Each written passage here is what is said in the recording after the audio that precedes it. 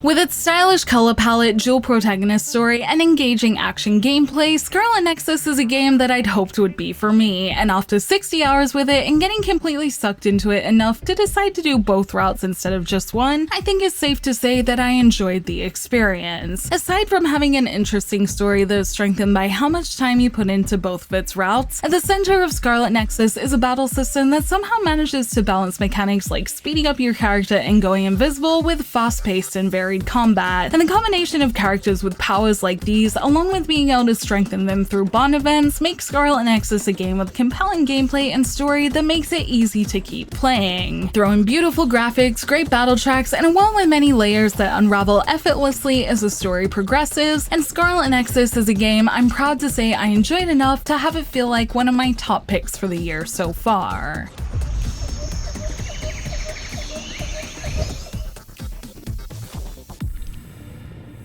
When you begin Scarlet Nexus, you're prompted with choosing which of its dual protagonists to jump into its overarching story with, and regardless of which side you decide to see the story from first, the story revolves around your chosen character and their time starting out in the OSF. The OSF stands for the Others Suppression Force, a group that fights against the monsters called Others that put civilians at risk, with the way they fight being unique as they use special powers. Most people in Scarlet Nexus's world have a power of some kind thanks to advanced discoveries in brain hormones. However, the OSF are the ones tasked with fighting others and equipped with SAS, the struggle arm system, that allows them to link their powers together to help them combat every situation, on top of other special conditions like taking anti-aging drugs to keep them fighting at their peak at all times, that makes this group that the story follows be one with interesting circumstances. It's in this world the two protagonists, Yuito Sumeragi, the son of an important political family, and Kasane Rondell, the talented adopted daughter of the CEO of Rondell Industries, cross paths to fight these mysterious enemies, gaining and losing friends along the way, and solving the mysteries that come to light as they try to suppress this group of beings that continue to threaten humanity. In this story, I began my playthrough as Kasane and was pleasantly surprised by her side of the story for multiple reasons. For a start, despite Yuito being the main face of the game, I still prefer her out of the two and feel her story had a better and more understandable arc than Yuito's. His route does have a fair share of ups and downs to keep it interesting, but I like the more gradual unfolding of Kasane's story and motives. But ultimately, my most pleasant surprise was that you can witness the whole story through just one route if you really want to, which isn't what I did, but is good for those short on time, although there is a chance you'll end up doing what I did and being so intrigued by the little parts hinted at in the other story that you'll end up turning your 30 hours into 60. Post having finished both, I'm glad to feel like I got the deepest experience possible and truly got to understand the real struggles that both characters went through that range from loss to problems with the brain, and experiencing both of them can make the ending feel even more impactful, so if you enjoy the world and gameplay, I recommend doing both if you can find the time. This is also because, as a side note, I did check out the first episode of the Scarlet Nexus anime to see if it would be able to offer the same as the game, and concluded personally from the first episode, it's a good way to supplement the game or relive its story in a more simplified way rather than replace it. So if you want to experience this interesting story of psychokinetic powers and the OSF in the best way possible, I'd say don't sleep on the game, and I'm happy to say it made me like it enough that I'm glad the anime exists as a way to keep jumping down the rabbit hole of this interesting, technologically advanced world.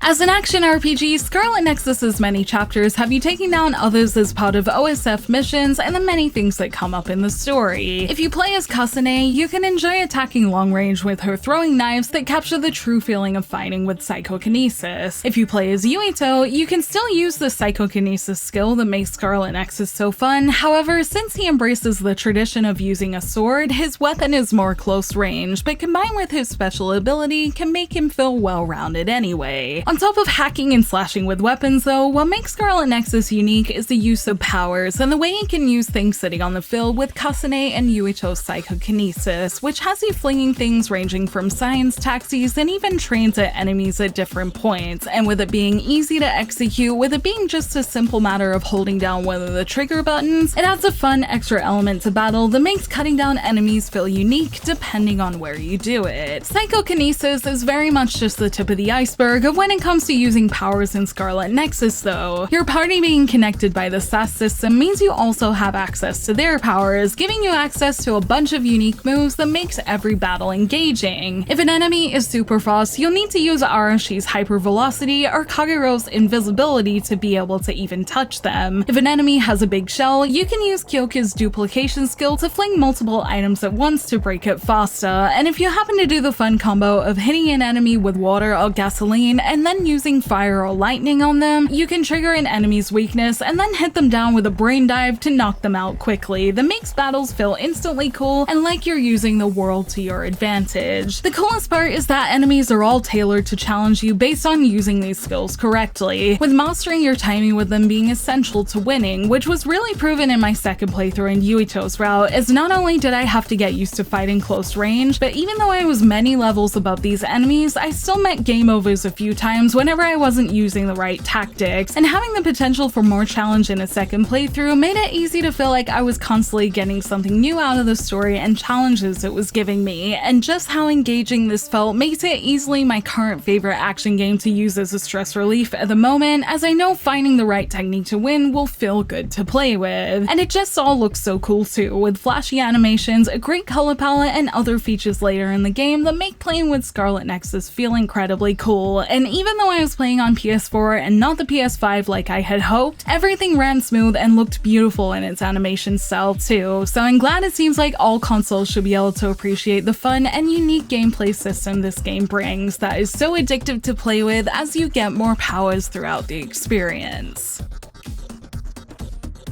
Aside from how good its battle and story is, what I wasn't expecting Scarlet Nexus to have were its between chapter standby phases that are the perfect chance to do quests, get ready for the next phase, give gifts, and also bond with characters. That is something I didn't know would be in the game until I played it. These characters range from the competitive, hot and cold Shiden, who I spent the most time with, the flame user Hanabi, who is Yuito's close childhood friend, the small Luca, who has an interesting past that's revealed throughout the story, and the famous lazy Arashi, whose poster is all over the place, along with all the other wonderful characters that make me feel bad I didn't mention them. I don't know if it's the bonding or the main story that made me like these characters so much, but I ended up loving the whole cast for all their different personalities and quirks, as they all have something that makes them unique, and these differences are heightened by the hideout itself, as often when you give them gifts you can see them playing with them in the room, and I had some of my biggest laughs in this game thanks to them that made me love the quirks of this team even more. There are also quests that are a great way to level up and practice defeating enemies in certain ways, although I didn't find any that had any real story content aside from NPC interaction, but I did use them whenever I got game overs to learn more about how to play well, and they're also something I might do more of in the post-game, as there are certain ones that can help with getting the best equipment. Speaking of endgame content, I was also extremely glad to see that after finishing both routes that, without giving too much away, you can complete everything like bond events, the brain maps, and quests by loading up your clear data. That made me very glad I didn't have to start a new playthrough, although there is a new game plus like feature for those who want to do another route or an additional playthrough. For now though, I'm glad to know I have an easy way to complete all the bond events and otherwise that the main story has me wanting to dive deeper into, and I'm glad its characters and world made me love this game just as much as its enjoyable gameplay did.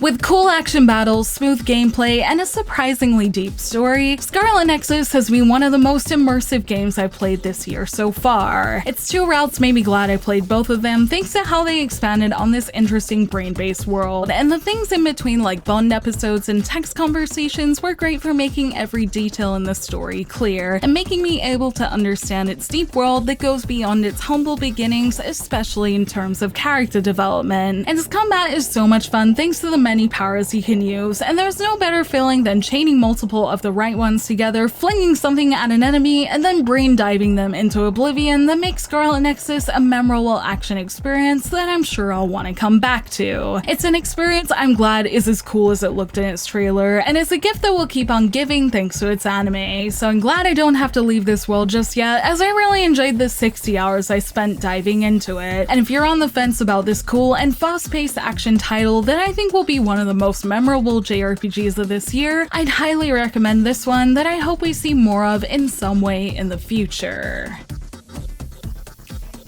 Thank you for watching this video. Let me know in the comments below if you've tried Scarlet Nexus, and if you have, what did you think of it? And let me know which route you tried first. You can like and share this video if you enjoyed it, subscribe to my channel for more JRPG content like this, and ring that bell to get notifications on whenever I post so you don't miss a thing. You can check out more videos here, and you can find me on social media on Twitter, Facebook, and Instagram, all at JRPG Jungle. Links to those will be in the description below, and until next time, thank you, bye!